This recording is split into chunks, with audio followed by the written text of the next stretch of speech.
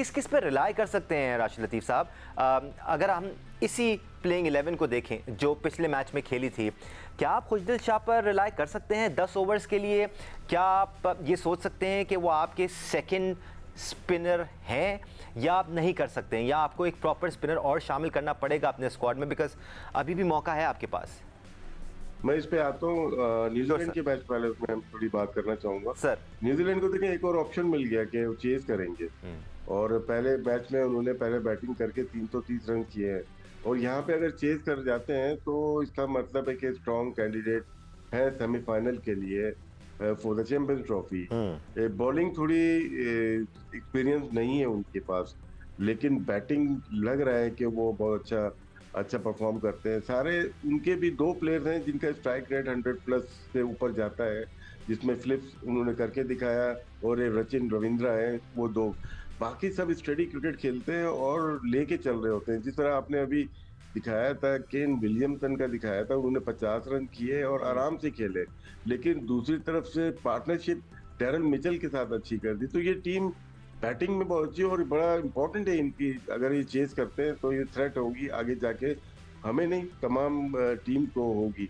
बाकी हमने कल भी मैं और अहमद ने कल शो रात में किया था, उसमें भी देखिए टारगेट हम लोग आराम से बना लेते हैं। खुशदिल को 11 प्लेयर खेल रहे हैं, जैसे भी प्रोसेस था गलत था सही था, लेकिन वो ना जितवा सक रहा है ना हरवा सकता है। हम बात करेंगे अपने सीनियर प्लेयर की जो जितवा सकते हैं। ये सपोर्ट रोल होते हैं, जो प्लेयर्स होते हैं जो कि बाहर से आ जाते हैं या कम खेले हुए होते हैं, सपोर्टिंग एक्ट होता है उनका। बाबर आजम, रिजवान, फखर जमान, ये आपकी कोर है बैटिंग में। राशिद भाई, उसके बाद नीचे से बॉलिंग नसीम शाह हो गए आपके पास, शाहीन शाह, अफरीदी, हारिस रऊफ, ये आपकी बॉलिंग के कमांड है। एब्सोल्युटली राशिद भाई, शायद मैंने सवाल में इतनी क्लैरिटी नहीं थी मेरे, लेकिन मैं टारगेट नहीं करना चाह रहा खुशदिल शाह को। मैं ये जानना चाह रहा हूँ क्या हम उन पे रिलाई कर सकते हैं सर? मैं क्लैरिटी नहीं चाह रहा आपसे, कुछ भी नहीं, मैं अपना जवाब देना चाह रहा हूँ, क्योंकि हर जगह देख रहे हैं हम लोग भी यही शुरू में किया कि खुशदिल शाह अगर वो आ गया है चले खेले, लेकिन एक प्लेयर से मैच हार सकते हैं, 6 प्लेयर मैच नहीं जिता रहे। जी सर, 6 प्लेयर मैच हरवा जरूर रहे हैं, हम खुशदिल को क्यों अटैक करें? नहीं, मैं अटैक नहीं कर रहा सर, मैं आपसे ये जानना चाह रहा हूँ, क्या आप एज अ बॉलर उन पे रिलाई कर सकते हैं, या आपको एक और स्पिनर की जरूरत है? That's the question. ये तो जब भी शुरू नहीं हुआ था उसी वक्त हमने क्या कह दिया, T20 नहीं है कि पावर प्ले में 2 ओवर अच्छे करके 2 ओवर और बचा लेते हैं। आप यहाँ 10 ओवर करने और कब करने हैं? आपके फास्ट बॉलर और स्पिनर भी मिडिल ओवर में 21 से 40 ओवर तक बॉल नहीं कर पाते।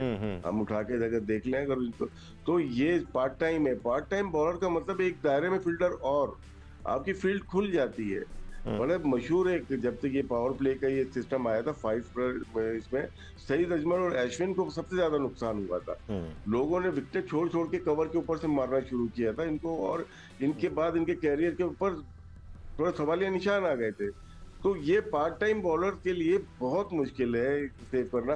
हाँ, कभी कभार होता है कि जिस तरह सलमान अली आगा ने 4 आउट कर दिए साउथ अफ्रीका में, लेकिन वो रोज नहीं होगा। रोज यही होगा, डर लगेगा, खौफ रहेगा। एब्सोल्युटली 50 ओवर बहुत होते हैं मेरे ख्याल से। मैं यही सुनना चाह रहा था सिकंदर के पार्ट टाइम बॉलर हैं खुशदिल शाह। आई मीन ये एक्सपेक्ट करना उनसे कि वो पासा पलट देंगे मैच का, शायद थोड़ी सी नाइंसाफ़ी, और फिर यहीं वो बाइसनेस वाली बात भी आ जाती है कि एक बंदे को टारगेट किया जा रहा है तो उसी की बात की जा रही है। क्या ये ज्यादती नहीं थी कि उनसे 9 ओवर करा दिए गए सिकंदर भाई? देखो, हम खुर्शीद को खुशदिल को नाम भी नहीं याद आ रहा, खुशदिल और फ़हीम अशरफ को टारगेट नहीं कर रहे। वो राशिद बिल्कुल सही कह रहा है, बड़े प्लेयरों को टारगेट, हम नालायकी बता रहे हैं सेलेक्टर्स की, ये इंतहा की।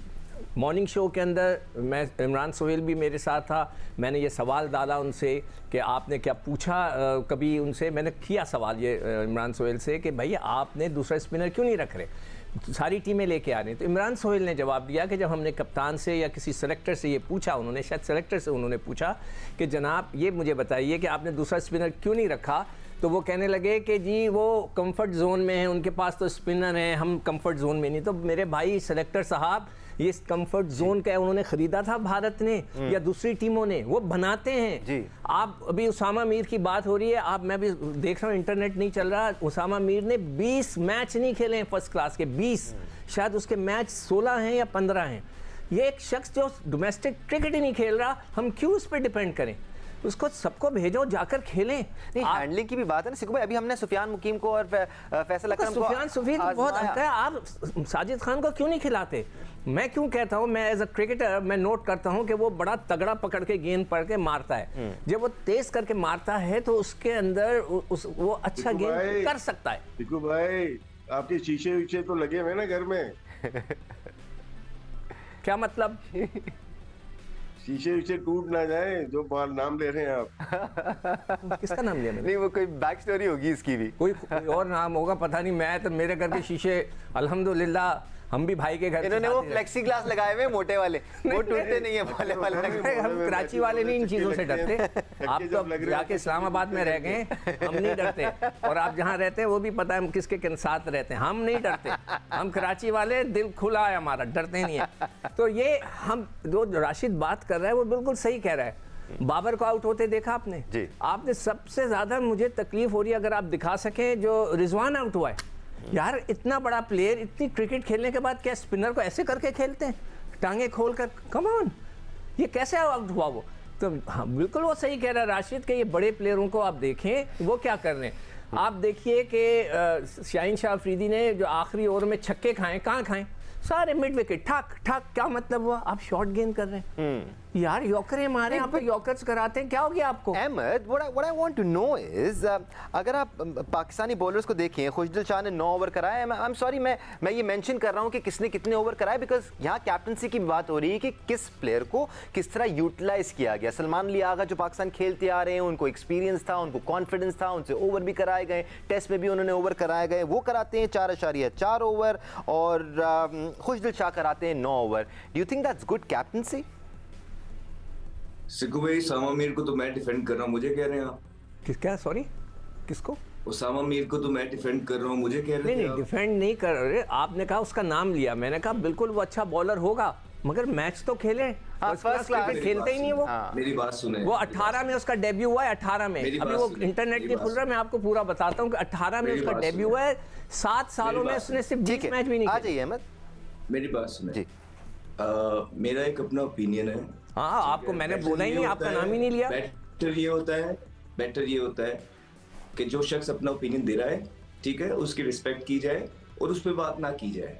शायद हो सकता है इस तरह के बहुत ज्यादा चीजें आप भी बोलते हैं जिस पे मेरा ओपिनियन अलग हो, लेकिन मैंने कभी भी उसको क्रॉस नहीं किया।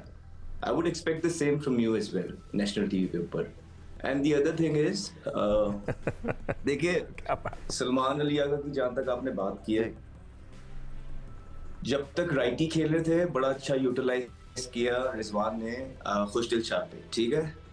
मजबूरन उनको सलमान अली आगा को लेके आना पड़ा क्योंकि रऊफ इंजर्ड हो गए थे। जिस दिन खब्बे खेल रहे होंगे वो सलमान अली आगा से ज्यादा बॉलिंग करवाएगा, और अगर वो अच्छे बॉलिंग कर रहा हो तो शायद पूरा ही कर जाएगा।